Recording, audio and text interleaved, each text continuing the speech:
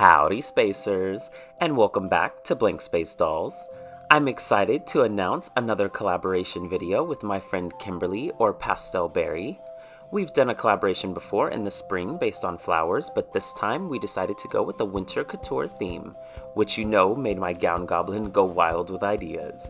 So let's take a look at my inspiration.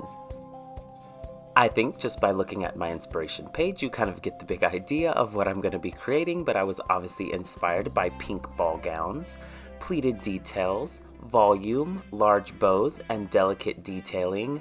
I couldn't get over these huge puffy pink ball gowns, and I thought that it would be so much fun to create one of these in doll scale. But before we get to the video, make sure you guys subscribe if you haven't already and join the Spacer family. And with that being said, let's get started. For this custom, I decided to go with the Darling Charming as my base doll because I love her facial mold and I thought that her skin would look really great with the pastel pink color palette. After we remove the factory paint and hair, I'm going to go ahead and start rerouting her with the Sensationnel Kanekalon braiding hair. I actually found this at a local beauty supply and it's fairly cheap. I believe you can get a whole pack for under $5. And I'm just going to reroute the perimeter because I am going to give her a ponytail style. Go ahead and Fabri-Tac that in, and then you're going to want to boil wash it. And look how shiny and straight it gets once you boil washed it. And I did prepare the front with the curler just because I knew I wanted to section off the bang for the styling later. But I just am obsessed with how shiny and straight this becomes after boil washing. And you want to wrap up the hair and go ahead and start on the face up. For this, I'm actually going to be a little less detailed because I want to show more of the sewing in my video. So you guys let me know in the comment section below. Do you want me to keep more in-depth face up, more outfitting, and more of the sewing process? Or do you want me to kind of even both of them out? Or do you just want me to kind of base it project by project? I think that I kind of use the same method in doing my face ups every time. So I want to make sure that my videos are really informative for those of you out there who are attempting it, but also entertaining for those of you who just enjoy watching my videos. So yeah, let me know in the comment section below what you want to see more of.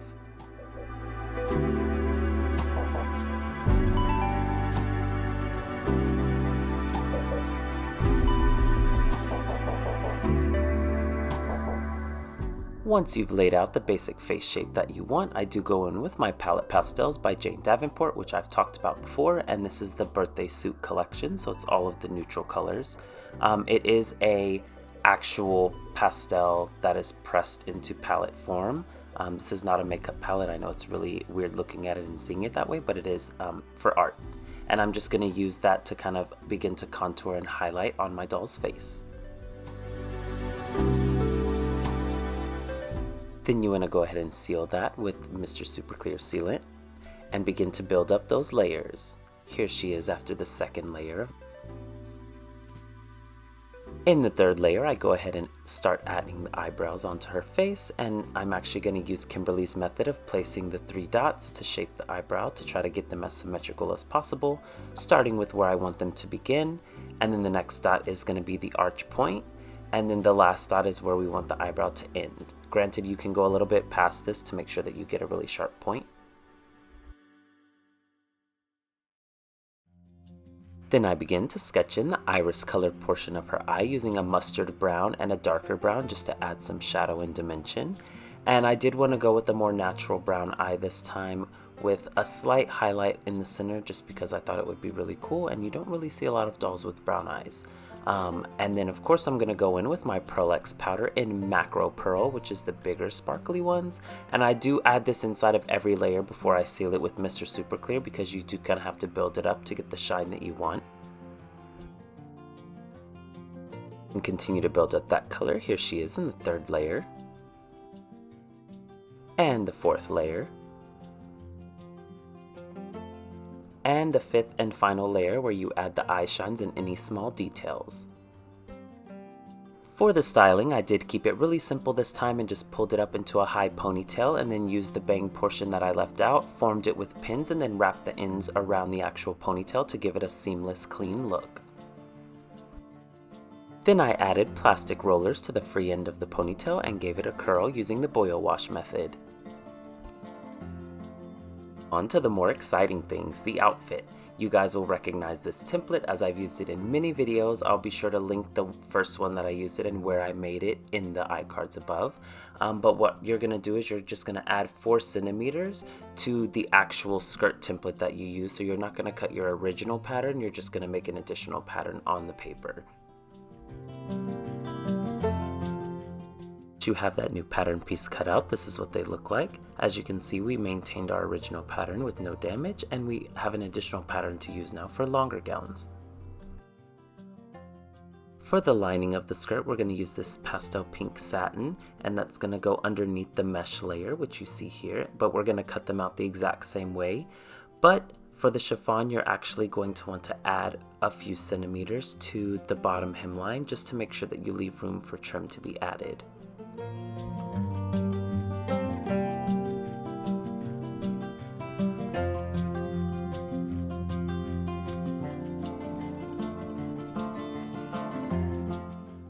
And then once you cut that pattern piece out of the chiffon, I'm noticing just how sheer it actually is, but because it is going to have the pink satin underskirt, I don't think that's going to be an issue. And I'm going to be using this like pink rosette trim that I found that you can buy by the spool at Joann's, and I'm going to go around the entire perimeter hemline of the dress. This did take a little bit of time, and I was being a little bit crazy with the measuring and making sure that it was very even because I didn't want there to be any wobbles in the dress, so I did take my time and kind of pin all the way around.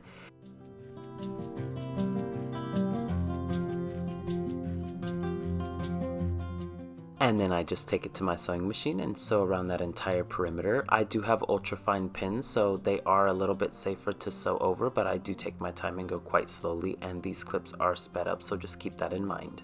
I've learned over time that just really slowing down and taking your time when you're sewing patterns on your machine is going to be the key to making it work for you. If you seem rushed and you're trying to finish a project, it's not going to come out as great, but definitely slowing down, and I've kind of learned to do that a little bit more with my clothing making. Here's what that looks like once the entire trim is sewn on, and you can flip it just right side out and you can see and hear how those two pieces gather together, but it looks seamless. Now you want to place that sheer fabric over your lining fabric, and it should match up since you use the same template, and then I just pin those two together, and you're going to gather around the waist seam with the gather stitch.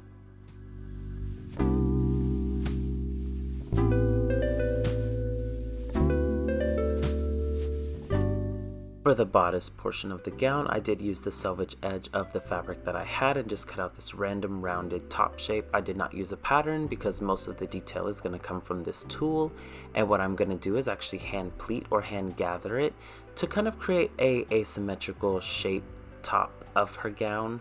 And like I said, the satin is just going to be for a lining, just to mimic what I did in the skirt portion. And just a tip, there's no right or wrong way to do this. You can kind of just create whatever shape you're looking for. This is just something really simple but adds a lot of detail to the top, and then you can always fit it and sew it to your desire if you need to take it in or make it a little bit shorter or longer. Then you want to attach the bodice portion to the skirt just by pinning it all the way around, and I did go in and hand stitch this just to make sure that I got the correct gathering and that everything was sewn exactly how I wanted it. And then you turn it right side out, and this is what it looks like, leaving an opening for the doll to squeeze into the back before she's sewn in. Alright, and now let's get real and say right now we kind of just have a basic pink dress, so if I can't add crystals to it, then what else can I do? We're gonna add a big bow. It's supposed to be winter couture, right? Couture is like big bows? Probably not. That's wrong. Don't trust me. But yes, I'm adding a big bow to my basic pink dress.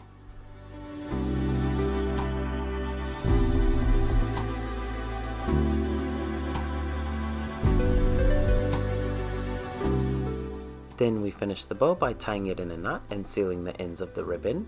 And then you're just gonna fluff it a little bit, and look how cute this big bow turned out. I'm so proud of this. I then created a waistband out of the same ribbon that I finished the bow with, and I sewed little snap closures onto it, and then I sew the bow onto the waistband and wrap it around the dress. I decorated a basic pair of Monster high heels off camera, just in a pastel pink, finished it off with crystals and glitter on the heel. we interrupt this program to say, I don't really like the face anymore, so I think I'm gonna change it. I think what happened is because I took so long to create the project that I left too much time between the face up and the dress, and I don't feel like they really coordinated, so in the final photos you guys will see her new and updated face. But continuing on, you're just gonna gather up all of the items you just created and we're gonna put it together, and now let's take a look at those final photos.